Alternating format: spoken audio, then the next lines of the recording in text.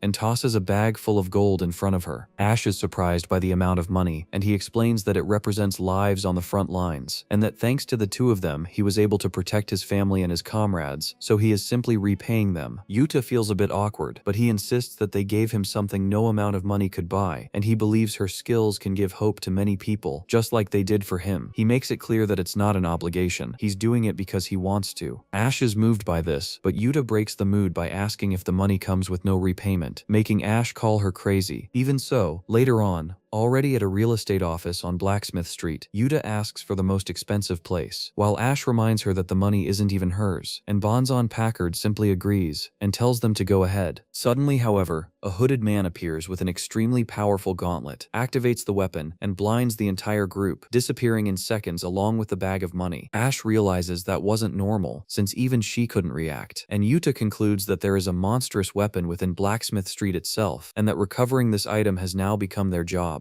Banzan Packard comments that it's probably a weapon made by Yuta herself, and that her life is never peaceful. While Ash asks if he isn't worried about the money, he replies that such a large sum draws attention, so sooner or later someone will notice. Yuta, however, says it's not that simple, and asks Ash if she knows where to find certain people, mentioning the leader of the pickpockets. Ash confirms that she does, and Yuta asks her to take them there, since they have no other choice. Thus, they head to the underworld of the Craftsman's District, a place hidden behind the surface's shine, filled with scrap and discarded iron, known as Becker's. There, they arrive at the Bleat pawn shop, where Ash knocks on the door impatiently, demanding they open up immediately. After a brief exchange with the guard, the door opens, and Ash remarks that it's time to face her past. Just by descending the stairs into the underground, Banzan Packard can already feel the heavy, bloodthirsty atmosphere. Inside, Risala, the owner of the Bleat house, greets the group by saying they take anything to sell, and if they don't have it, they steal it. Upon seeing Ash, she mocks her, asking if she came crawling back or if she misses the mercenary life. Ash responds dryly that it's been a long time, while Risala comments that she still has that irritating expression. She then orders the mercenaries present to leave, saying that their veteran has arrived, making it clear that Ash's presence still commands respect in that place. Banzan Packard looks at those bloodthirsty mercenaries and gets confused when he hears Ash being called senior, so he asks what that means. Yuta explains simply that Ash used to work as a mercenary before staying with her, and that it's an old story. Without hesitation, Ash steps forward and explains the situation, saying they were hit by a massive flash near the real estate office, and the money disappeared, then directly asks if it was the work of someone connected to Risala. Risala replies that she's accusing the wrong person, saying that if she had someone with that kind of ability, she would have hired them long ago, and makes it clear it wasn't her. In fact, her own business has been suffering because of this so-called red flash individual. She says she even has a guess about who it might be, but since the person uses a monstrous weapon, no one can act recklessly. She also takes the opportunity to mock them, saying all of this is happening because some idiot let these weapons slip away, which makes Yuta turn her face aside, clearly bothered. Ash then says she can deal with that person, as long as she knows who it is, and Risala seems interested, asking if the famous Yellow Eyes is going to act again. With nothing to lose, she decides to help, and gives them information about a hideout in an alley around Blacksmith Street, a place made by abandoned children called Shangui. Hearing this, ManhwaCapped suggests it might be better to understand the environment first before acting, but Yuta has no patience for that, and says that since it seems like everyone wants to fight, she'll handle it herself in a polite way. As soon as they arrive at the location, she simply breaks down the door and walks in, demanding the money back, threatening to take everyone there down if they don't hand over the thief responsible. The mercenaries are surprised to have been found, but they have no intention of letting the group leave alive. Yuta, without wasting time, sarcastically says she tried to resolve things peacefully, and asks Ash if she can act now. Ash replies that if they just return what they stole, everything ends there, but one of the mercenaries recognizes her, and comments that she's the famous yellow-eyed mercenary, asking if she hadn't retired. Meanwhile, Yuta reinforces that they already know what will happen if they don't cooperate, and since no one responds, the confrontation begins. One of the enemies orders them to block the path and protect the inner room, which raises suspicion in Ash, who decides to advance to check what they are hiding. In the middle of the chaos, Yuta appears beside one of the mercenaries and knocks him down with a direct strike, while ManhwaCapped, even without his original strength, fights using magic thanks to the large amount of mana he still possesses. With that opening, Ash pushes through the doors and ends up finding something unexpected: children. It wasn't a normal hideout, they were just lost kids. Realizing this, the tension shifts completely, and one of the men, with a scar on his face, begins to explain the situation. He says the Empire lives in constant war, leaving behind a trail of destruction and abandonment, which creates a huge number of orphans. Without identity or a future, these children end up living in alleys, surviving however they can. Over time, some of them grew up and formed the Shangui group, a brotherhood created to protect these children and teach them how to survive in that cruel world. The problem is that, as the group grew, other factions in the alleys began to see them as a threat. Because they were mostly made up of children, they became targets, and a war broke out. The former leader died trying to protect everyone, and that's when the current leader found that strange glove with powers. Thanks to this monstrous weapon, they've managed to survive until now. Even after hearing all this, Yuta isn't convinced, and says it sounds like a made-up story, asking about the money again. But this time, Ash makes a different decision and says she will help them, explaining that just because they live in the alleys doesn't mean they have to remain in the darkness forever, and that they can build a better place to live. Yuta finds this attitude strange, not understanding why Ash is so involved. But before the situation can escalate, someone returns to the hideout and is shocked by what's happening. The vice leader tries to calm things down, asking for respect first, and for everyone to listen to what they have to say, suggesting that something even bigger may be behind all of this. Meanwhile, the group's leader managed to hold off the enemies, taking advantage of the monstrous weapon, a gauntlet that blinded anyone who got too close. After taking down yet another opponent with her knife, she was still completely surrounded, making it clear that she wouldn't let anyone lay a hand on Shangui's children. On the other side, there was a temporary alliance between alley craftsmen, the black market, traffickers, and mercenaries. One of them remarked that she was holding out longer than expected. Another added that, in truth, she had already lived longer than she should have, considering what she was. At that moment, the big brute she had just stabbed simply stood back up, saying it was nothing before knocking her down with a heavy punch. The legitimate merchant mocked her, saying he expected more from orphans who survived the Empire, and that if the leader was worthless, then the rest were too. He ordered her to hand over the strange weapon in exchange for her life, even assuring her they wouldn't kill the children, since they intended to sell them as imperial slaves on the artisan street. Meanwhile, the brute took the opportunity to steal her money, surprised by how much he found. The Shangui leader, already out of strength, felt her body no longer responding, and realized she couldn't let those children fall into their hands. The apparent leader of the group added that they would take the weapon after finishing off the rest of Shangui, dividing the children equally, while another commented on how impossible it was to imagine a normal life living in the alleys. She remembered everything she had been through in that place, being enslaved, ridiculed, and rejected when she tried to find honest work, simply for being an orphan of the Empire, someone who grew up belonging nowhere. Even so, together with the family she had built, they managed to find happiness, chasing the dream of a normal life. It had finally seemed like they found a place to belong, until all of this happened. In that moment, she realized she could no longer keep up with her children, and understood that this was her limit. Just as the brute prepared to end it all, Ash appeared and tore him apart in seconds. Ash asked if she was the leader of the children, while the chief could barely believe what had just happened. Then Ash commented that she had lost too much blood because of the weapon and didn't even know how to use it properly. Snatching the gauntlet from her hand without ceremony, she made it clear that the priority now was recovering the stolen money, and that those men would pay with interest. The rest of Shangui arrived to rescue their leader, who, still confused, asked who those people defeating the enemies were. The vice leader explained that they were veterans. One of the mercenaries doubted that just 3 of them could handle everyone, but Banzan Packard easily dodged his attack, saying his swordsmanship was pathetic, and confidently replied that 3 were more than enough. Right after, he launched a magical missile that struck the mercenary head-on, sending him flying. Ash then advanced with the gauntlet, while the mercenary still believed she wouldn't do anything without a real weapon. But mid-air, she activated the true power of the monstrous weapon, and all the enemy's weapons were ripped away from them, spinning around her like a magnetic aura. With that, Ash declared she now had everything she needed, and in the next instant, she began cutting down the disarmed mercenaries as they tried to reclaim their weapons. The Shangui leader could only think about how everything was happening too fast for her eyes, unable to believe someone that strong existed on the artisan street. She wondered if that was the true power of the weapon she had failed to use. One of the mercenaries recognized Ash and the yellow-eyed girl, questioning the reason for the attack and saying they should be allies, accusing them of disrespecting the rules of the place. Yuta replied that she had never heard of such rules, and made it clear that the moment they touched her money, the only possible outcome was death. The mercenary tried to justify himself, saying he had only been hired, but was still struck down by a long-range hammer blow. One of the elves involved asked why they were doing this to them, and Ash bluntly replied that she hated people like them. She explained that whenever a child with potential appeared, they dragged them into that world, stained their hands with blood, sold them to the Empire, and made them believe they could never escape, as if there were no hope. To her, those children didn't belong in the alleys. They were no different from anyone else, and deserved to chase their own dreams. Right after, she used the technique of 1,000 flaming arms. Seeing that, the current Shangui leader remembered the former chief and his words about dreams and paths, beginning to wonder if people like them could ever reach something like that. She told the vice leader that she still remembered him, and he replied that she resembled the former chief, bringing back the same feeling they had when they first met her. He recalled that when they invaded their hideout, they weren't just angry about the money, they realized those children were victims too. The former chief always said they were far too brave for their age and should live like normal children, chasing their dreams. The vice affirmed he still believed in those words, asking if she couldn't see that they could be free one day. She replied that the former chief died protecting those dreams and failed to protect everyone, apologizing as she lowered her head. Even so, she decided that from that moment on, she would truly protect them, protecting their family and their dreams with her life. Thinking of everything the former chief had done for them, and how they failed to protect him in the end, she gathered her strength and ordered Shangui to move, saying it was time to chase their dreams and achieve freedom. At the same time, she faced Yuta, wielding a massive hammer, while one of the mercenaries watched in shock, commenting that the weapon seemed even more powerful than the other strange one. Yuta found the remark about the weapon being strange odd, and reacted provocatively, as if they had insulted something important to her. Right after, she delivered a blow so powerful it knocked down several enemies at once, cracking the ground. The alliance leader, unable to understand the situation, questioned what was happening, since it was only 3 people facing everyone, but it was clear those 3 were far from ordinary. Meanwhile, Ash skillfully dodged the attacks, but she realized the enemies were more experienced than she had expected, and that the longer the fight dragged on, the worse it would be for them. In a brief moment of carelessness, she was almost hit, but the Shangui vice leader appeared just in time and blocked the strike with his sword, making it clear that no one should attack that veteran. He immediately counterattacked, taking down the mercenary and declaring that they would now fight to protect everyone there as well. From that point on, the clash turned into an all-out battle, with the alliance facing Shangui alongside the 3 strongest fighters. The alliance leader stayed further back, visibly nervous, until Banzan Packard bound his feet with mana chains, preventing any chance of escape. One of the elven mercenaries realized the situation had completely changed and concluded that, with Yuta involved, it was no longer worth continuing the fight. Desperate, the leader ordered them to free him, but the elf simply told him to do whatever he wanted, because the alliance was already finished. Other mercenaries also refused to help, saying they wouldn't sacrifice themselves, and even his direct subordinates backed off, claiming they couldn't die there. In the end, he was completely abandoned. Seeing that, Ash commented that a group built on fear creates neither bonds nor respect, and that at that point, those children were far better than them. She then ordered them to beat the leader, but not kill him, and later the Shangui members truly beat him mercilessly. After a while, Yuta decided that was enough, enough and told them to stop, explaining that the artisan street and the alleys had a complicated relationship and that killing everyone would only bring more trouble. Since they had already recovered the weapon and the money, that was enough. Banz and Packard then asked what they would do with the other survivors, but at that moment, the Shangui leader and vice leader declared that they would serve Yuta from then on. She refused immediately, saying it made no sense for them to serve her, especially since she wouldn't even have the money to support everyone. Even so, she made it clear that if anyone touched her money again, there would be no forgiveness. On the other hand, she offered to teach the basics of blacksmithing to anyone who wanted to learn, encouraging everyone to follow their own paths. Before leaving, she told everyone to clear out. Ash commented that they would be able to move forward, and the Shangui leader agreed with the vice that it was time to do things their own way. 4 days later, Yuta was already overseeing the construction of her new base, located right on the border between the Artisans District and the alleys, an idea suggested by Ash herself. For Yuta, it didn't really matter, as long as she could work peacefully with her equipment. Even with the base organized, there was still the issue of tracking the weapons, since Elson alone couldn't locate all of them, only marking positions when they were activated. At least now they had a fixed point to move between areas, even if it was somewhat troublesome. Yuta even mentioned that the presence of Shangui's children could help, since extra hands are always useful. Banzan Packard questioned whether they could keep everyone under control, and she replied that Ash would handle it. Even so, he reminded her that the region was practically a lawless zone, with illegal activities being ignored by the Imperial Knights, who pretended not to see certain things. Yuta, on the other hand, made it clear she didn't care, saying that if anyone showed up to cause trouble, she would deal with it by force. Banzan Packard didn't like the idea much, but let it go. Later that night, a group of hooded thieves decided to break into the still under construction forge, thinking it would be easy to steal from a new place, probably owned by an apprentice. They began grabbing weapons and supplies, and one of the rookies, holding a sword, reflected that he had never made decisions on his own, and that his life had led him to that point, helping with thefts. Suddenly, guards appeared and caught them in the act. The leader of the thieves realized they would be captured and, without hesitation, used a stolen spear to strike the rookie's legs, leaving him behind as bait while he fled. One of the guards was outraged, questioning how they dared to steal from Big Sis, while another stated that they had chosen the wrong place to attack. The next morning, the boy was already tied to a post, being publicly judged, while people commented that the Imperial Knights did whatever they wanted, but that criminals also had to pay. They said that this so-called Big Sis had worked hard to earn that forge. The boy, unresponsive, could only think that he was always dragged into situations like that, without even having time to regret anything, accepting that such an end seemed inevitable for someone like him. The guard who captured him drew the stolen sword and threatened to cut off one of his arms, but before he could act, someone in the crowd mentioned the old habits of the alleys. Another confirmed that they had tampered with Big Sis's weapons and asked if she was really Yuta. She appeared, confirming it impatiently, and ordered them to bring the boy to her, saying she had an idea, since the weapon was hers, and dealing with thieves was also her responsibility. Later, at the forge, the Shangui leader was furious upon hearing about the theft, wanting to beat the boy but realized Yuta wasn't even there. The vice explained that she had taken the thief outside, adding that it was hard to understand what went on in her head. Outside, Yuta explained to the boy that she had saved him from losing an arm, and that now he could repay her by helping with work. Confused, he asked what kind of work it would be, and she replied that he would find out soon. She also made it clear that if he gave up halfway because it was too hard, he just had to say so, because then she would personally rip off his arm. He realized he had never had a choice from the beginning, and she replied that she was still being kind by even considering his feelings. Shortly after, they were already inside a dungeon near the blacksmith street, where the boy faced a monster, surprised that this kind of work came from a blacksmith. As he dodged the attacks of a chameleon-like creature, Yuta simply watched and commented that he was doing better than she expected. The boy thought Yuta was completely insane, and that he needed to get out of there as soon as possible. The monster itself wasn't that strong, but its ability to disappear and reappear using invisibility made everything far more dangerous. In just a few seconds, the creature appeared behind him to attack, and he barely managed to dodge, already realizing that at that rate he would end up dying. Watching from a distance, Yuta told him to hold on a little longer, and then threw electric darts that paralyzed the monster, casually commenting that she had actually intended to hit the boy, but unfortunately it didn't work. Even more desperate, he could only think that the woman was insane, and that maybe it would be better to just ask to lose his arm right away. That was when Yuta explained that it was all part of the test for the first creation of the new forge, the Thunderbird dagger, and that the activation had worked perfectly. The knight, in disbelief, wondered why she hadn't just solved everything from the start, instead of putting him through that. Later, a miner thanked Yuta for clearing the area, saying they could now return to work safely. She replied that it was nothing special, just that her assistant had been somewhat useless, while the boy lay on the ground still repeating that she was crazy. The miner then handed over the promised reward, wire stones, and even gave double the agreed amount, asking if she needed them for some kind of monster weapon. Yuta replied that she had other plans, and that she would also take the creature's corpse. Then she tossed the box next to the knight and told him to carry it. On the way back, he wondered how he had ended up in that situation, while Yuta threatened that if he kept up that attitude, she would rip off both his arms. She also made it clear that trying to run away would be useless, because she would chase him to hell if necessary. Honestly, he was starting to think losing one arm would be easier. Even so, they arrived at the forge, and she introduced the place, saying he'd better work properly, because that place would become very famous. Not fully understanding, he asked what he was supposed to do, and Yuta replied that in a forge, the basics were to listen to the sound of fire and metal. Shortly after, he was already hammering a piece while she told him to strike harder. The heat was unbearable, and he complained that it felt like torture, but Yuta explained that beginners don't get tricks or advice for free, and that he should keep working. When he asked if she faced that heat every time she created a weapon, she answered bluntly, asking if he thought weapons simply appeared out of nowhere. As he kept hammering, he began to notice something different. He had always held swords, but had never thought about how they were made, and now he could see the metal changing shape with every strike. For the first time, he was creating something with his own hands, and surprisingly, it was fun. After a while, Yuta noticed the change in his expression and commented that this was the first condition to becoming a blacksmith, enjoying working with metal. Even so, he asked why she was teaching someone like him, and Yuta replied that it was his eyes that caught her attention. Empty eyes, with no hope or future. She said she had seen many people looting the artisan's district out of greed or anger, but eyes like his, completely devoid of perspective, were different. Then she cooled the blade in water and said the result had turned out clean, instructing him to mark his own initials on the sword. That weapon, even if simple, had been made by him. He was amazed, saying it was incredible, and began reflecting on his life, realizing he had always been dragged along by others, by his family when he became a knight, and by his companions when he got involved in theft. He had never chosen anything for himself, and now he had something he had created on his own. Yuta then explained the entire process behind a weapon, from adventurers facing dungeons, to miners extracting materials at risk, to the craftsman putting everything into its creation, and that was exactly what he had stolen before. In the end, she said he could leave if he wanted, taking both the stolen sword and the one he made, but pointed out that his eyes were already different, better than before. Later, back in the knight's district, he still carried that strange feeling when a veteran showed up, surprised that he was alive and already talking about a new plan to steal again. The boy refused, saying he had almost died last time, but the veteran ignored him and insisted on the idea, claiming that blacksmiths were easy to fool. As they talked, another knight complained that it was unfair that they risked their lives while craftsmen stayed in hot yet comfortable places. The boy, remembering the unbearable heat of the forge, realized how absurd that was. Even so, the group began the robbery, and the veteran mocked the blacksmiths, saying that the hammer they treated like a relic was just a piece of junk, and that they would take everything of value. At that moment, the young man began to reflect on everything, remembering his father's words, the pressure to become a knight, and how he had always been told he had no choice and would be useless otherwise. Tired of that, he finally made a decision on his own. He drew his sword and cut off the arm of the veteran who was stealing the hammer. The other man was shocked, asking what he was doing, but the boy remained still, reflecting on his choices. For the first time, he realized he had done something of his own will. He remembered Yuta's words, how she said his expression had improved, that there was more hope there, and even her suggestion about trying blacksmithing, saying he could even become number 2, right behind her. The bald man questioned why he had done that to his own companions, thinking he had gone insane after being captured, but the knight thought differently, determined not to live the way his father wanted anymore, without having his own choice. He drew the sword he had forged himself, declaring that from then on he would use it to follow his own future, in his own way, and ordered everyone to get out of the forge where he now worked. The veteran, furious, gathered magic and said that he was the one who had gone insane, threatening to kill him right there while they looted everything. When he launched his magical missiles, the knight managed to deflect several of them using both swords, but was ultimately hit by the final attack and knocked down. Even so, he stood up again and charged forward, attacking rapidly with both blades, breaking through one enemy's defense and throwing a sword straight into the veteran's eye. During the fight, the other bald man kept mocking him, saying he had spirit, but was still trash and would never win as the worst kind of knight. The young man, however, was already realizing he couldn't predict every strike, his body accumulating wounds, understanding that he truly wasn't made for that path. Even so, that sword was different. It was something he had created with his own effort. At the decisive moment, the blade revealed its strength, shattering the enemy's weapon, and taking advantage of the opening, he finished his opponent with a fatal blow. When silence took over the forge, a voice commented that it had been impressive. It was Yuta, appearing as she removed a cloak that kept her invisible, made from the body of the chameleon monster they had defeated together. She asked if he was already starting to consider that place his home, calling him her disciple, though in a somewhat teasing tone. The novice, surprised, asked if that ability was the same as the monsters, and how she was able to use it. Yuta replied simply that she creates weapons from monsters, but said that wasn't the most important thing at that moment. What truly mattered was the fact that he had just killed 2 knights, which meant he could no longer return to the Empire and would be forced to hide there in the forge. Then Yuta properly introduced herself, saying she was the monstrous blacksmith, responsible for the weapons that had become taboo in that place, and the only one capable of creating them. She stated that she would teach him everything, welcoming him to the blacksmith street. Meanwhile, she was already thinking that now that she had a disciple, it might be time to pay a visit to her older sister.